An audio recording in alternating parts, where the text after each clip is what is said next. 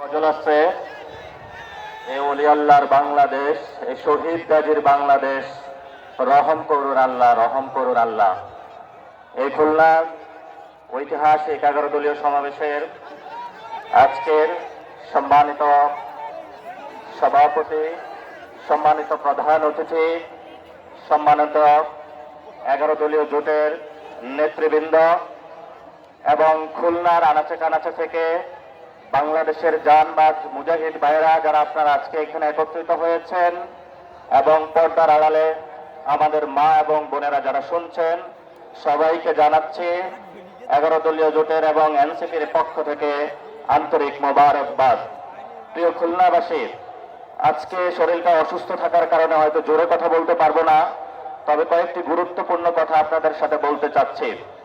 প্রথমত, এই স্টেজটা যেটা আছে এটা একটি জনতার সংসদ, সো কল্ড আমাদের যে পার্লামেন্ট রয়েছে, এটা কোনো পার্লামেন্টের কোনো সংসদের জায়গা নয়।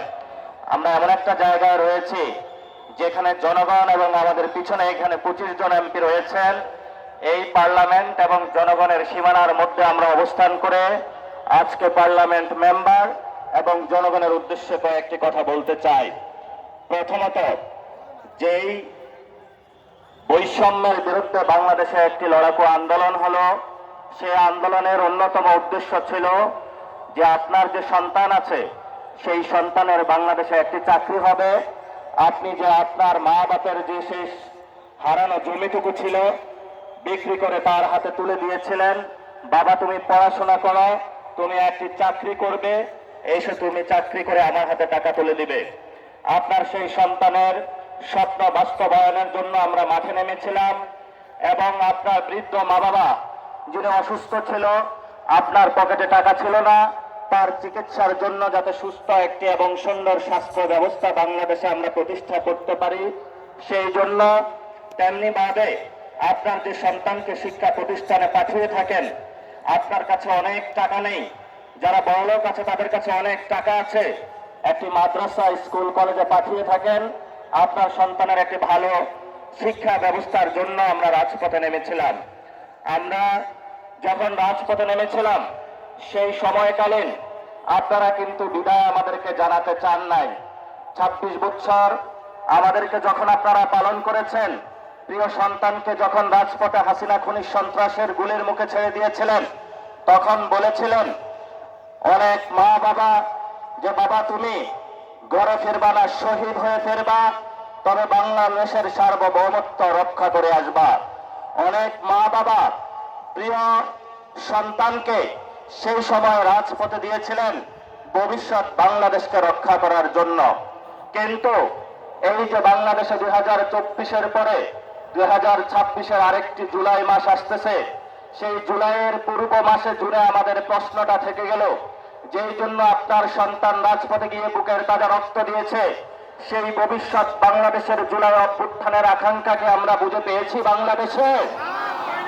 যদি আমরা বুঝে না পাই, তাহলে সবিনয়ে যারা পার্লামেন্টে রয়েছেন, সরকারি দলে যারা রয়েছেন, বিরোধী দলেরও যারা রয়েছেন, আপনাদের কাছে আমরা জানতে চাই যে আগামীর জুলাই আপনারা কি সেই পার্লামেন্টে যারা চাঁদাবাজ, দুর্নীতিবাজ, সন্ত্রাস, দখলদার, ট্যাক্সের টাকা মেরে খায় এবং আপনারা যারা শেয়ার মার্কেটে বিনিয়োগ করেছিলেন, আপনাদেরকে সব টাকা ছিন্ন করে তারা নিয়ে গিয়েছিল, তাদের বিচারের জন্য আপনারা কি কর্মসূচি মাঠে দিবেন, পার্লামেন্টে কি করবেন, এবং আমাদের যে ভাইরা শহীদ হয়েছিল, সেই ওয়াসিম, সেই মুগ্ধ, সেই আবু সাইদ, তাদের রক্তের দিকে তাকিয়ে সেই খুনি হাসিনার বিচারের কাঠ গড়াতে দাঁড় করাতে আপনারা কি করবেন, সেই বিষয়ে আজকে খুলনার ঐতিহাসিক মাঠ থেকে জনগণের কাছ থেকে আপনাদের কাছে আমরা প্রশ্নগুলো রেখে যাচ্ছি। প্রিয় উপস্থিতি, আপনারা জানেন এই বৈষম্যের বিরুদ্ধে যখন আমরা রাজপথে নেমেছিলাম, এরপরে আমাদের সামনে 3টি এজেন্ডা ছিল। একটি অন্যতম এজেন্ডার মধ্যে ছিল একটি গণতান্ত্রিক বাংলাদেশ। যেই দলটি গত 17 বছর লড়াই করেছিল বাংলাদেশে গণতন্ত্র কায়েমের জন্য, তারা এই 24-এর গণ অভ্যুত্থানের পরে ইলেকশন ইঞ্জিনিয়ারিং এর মাধ্যমে এই গণতন্ত্রকে তারা নিজে গলা টিপে বাংলাদেশের বুকে হত্যা করলো। এবং আমরা দেখতে পেলাম তারা সেই দিল্লির কুখ্যাত সন্ত্রাসী মাফিয়া গোষ্ঠী আওয়ামী লীগের সাথে হাত মিলিয়ে বাংলাদেশের জনগণের উপরে আবার নতুনভাবে যারা গত 17 বছর আমাদের উপরে অত্যাচার নির্যাতন নিপীড়ন চালিয়েছিল এসালাম এবং বেক্সিমকো থেকে যেই ধরনের ব্যবসায়িক জঙ্গি গোষ্ঠী জনগণের উপর অত্যাচার করেছিল তাদেরকে আবার এই পার্লামেন্টে তারা জায়েজ করে নিল। শুধু তাই নয়, পার্লামেন্টের প্রথম সেশনে যার নির্দেশে বাংলাদেশের অসংখ্য আপনাদের সন্তান খুন হয়েছে সেই চুপ্পুকেও তারা পার্লামেন্ট অধিবেশনে এসেছিল এবং সেই চুপ্পুর সামনে তারা দৌড়িয়ে পার্লামেন্ট সেশনে করেছিল। এবং পরবর্তীতে যখন তাদেরকে বলা হলো যে আমরা একটি বৈষম্যহীন একটি মানবিক বাংলাদেশ চাই, তখন তারা ধর্মীয় কার্ড খেলা শুরু করলো।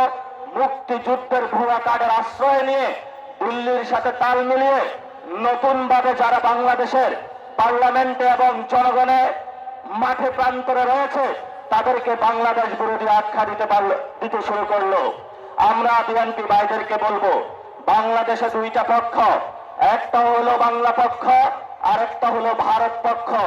আপনারা যদি ভারত পক্ষে গিয়ে থাকেন বাংলা পক্ষের সাথে আপনাদের কঠিন লড়াই হবে এবং এই লড়াই যদি আপনাদের আবারই পতন হয় তাহলে সেই পতনে আমাদের কোনো কিছু করার থাকবে না, কারণ আপনার পতন আপনি নিশ্চিত করছেন।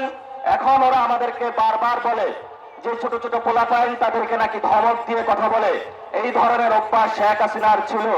আপনারা দেখেছেন পার্লামেন্টে দেশের অন্যতম প্রতিষ্ঠাতা আলেম আল্লামা মামুনুল হককে নিয়ে যেই ধরনের আওয়ামী লীগ কুরুচিপূর্ণ মন্তব্য করেছিল তেমনি ভাবে বিএনপি সরকার আওয়ামী লীগের ত্যাগ করে একই কুরুচিপূর্ণ মন্তব্যের তারা আশ্রয় নিয়েছে এবং সাথে সাথে তারা যে বিষয়টা জঘন্য কর্মকাণ্ড তারা করলো, তারা দেখলো বাংলাদেশে যতদিন আলেম ওলামা থাকবে, বাংলাদেশে যতদিন ইসলামের পক্ষের লোক থাকবে, বাংলাদেশে যতদিন নীতি নৈতিকতার লোক থাকবে, ততদিন তাদের চাঁদাবাজি সন্ত্রাস দুর্নীতি ভারত নীতির তারা বিরোধিতা করতে যাবে।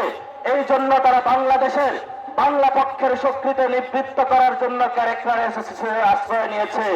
যেই পথে তারা আশ্রয় নিয়েছে এই পথটা ছিল শেখ হাসিনা। এই জন্য আমি তারেক রহমানকে অনুরোধ করব, আপনার বাপ কখনো মুজিববাদী লোক ছিল না, আপনার মা কখনো মুজিববাদী লোক ছিল না, কিন্তু আপনি নষ্ট করে মুজিববাদের পাহারা হয়েছেন। এই মুজিববাদের পাহারাদার হয়ে যদি বাংলাদেশের জনগণের সামনে আপনি দাঁড়ান, আমরা যারা মুজিববাদের দেশে তাদের সাথে এক সেকেন্ডের জন্য তাদের প্রতি আমরা যাতে করুণা করবো না ইনশাআল্লাহ। প্রিয় সালাউদ্দিন ভাই, আপনি আজকে বললেন আওয়ামী লীগ নাকি একটা মাফিয়া গোষ্ঠী। আপনার ঘরে যে আসালামের মতন একটা মাফিয়া গোষ্ঠী লুকিয়ে রেখে আওয়ামী লীগকে মাফিয়া গোষ্ঠী বলেন, আপনার ঘরে আসালামকে লুকিয়ে রেখে আপনি বেনজিরকে ধরতে যান, এই ধরনের ভণ্ডামি জাতির সামনে প্রকাশিত হয়ে পড়েছে এবং আপনি সংবিধানের আশ্রয় নিয়ে বাংলাদেশের জনগণকে বোকা বানানোর যে প্রচেষ্টা নিয়েছে